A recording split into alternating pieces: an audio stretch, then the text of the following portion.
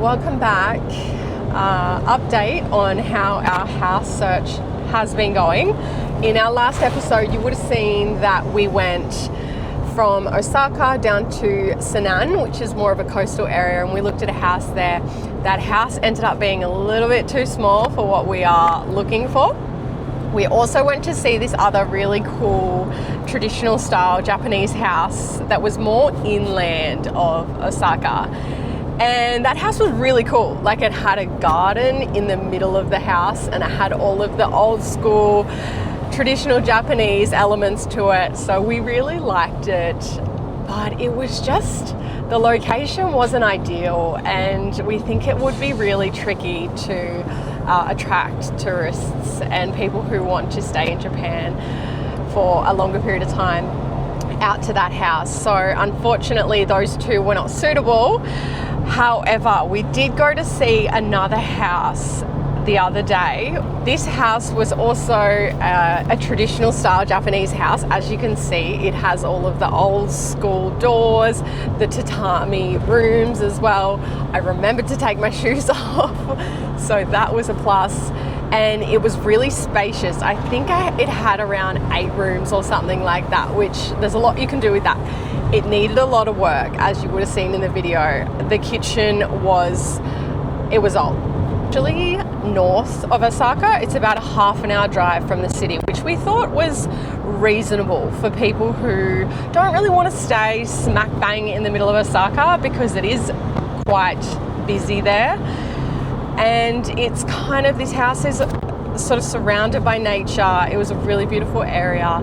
It's up near this place called Manu, which is this beautiful waterfall nature area. So we think it would be really special for tourists, and we really love the house, but we have had some learnings. One of those learnings is that not all property owners want to sell their property to a foreigner, and unfortunately that's been the case now potentially twice. We don't know if the owner wants to sell this property to us, but there was another property we wanted to buy and the owner did not want to sell it to a foreigner, which is really unfortunate. But we can also understand from the perspective of a Japanese person, especially with these traditional Japanese homes. They want to preserve the home, and they might be concerned maybe that a foreigner won't preserve it the way they want it to be.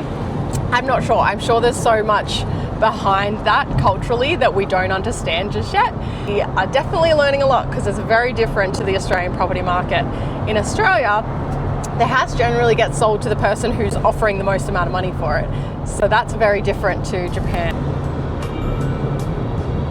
How cool is this bridge?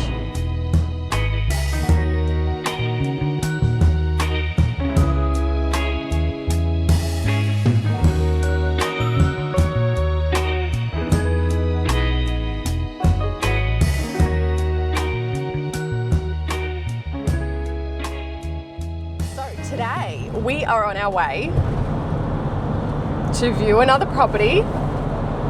Luna's here because this property is about 5.5 to 6 hours away from Osaka, and it's in this coastal area called Shimoda. Which is a really beautiful beachside area.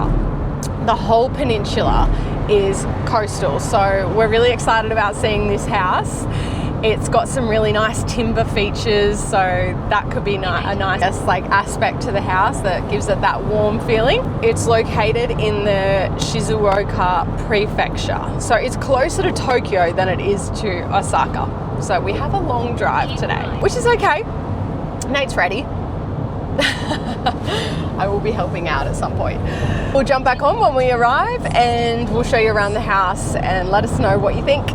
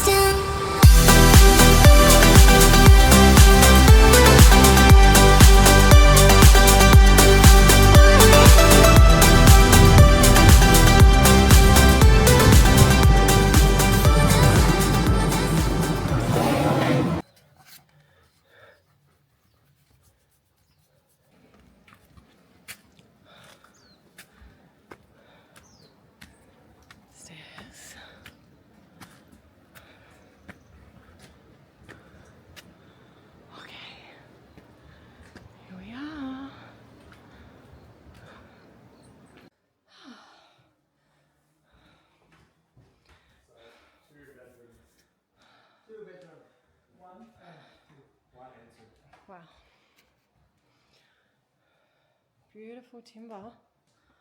Yeah, I think we've been looking at a few houses already. We know different places in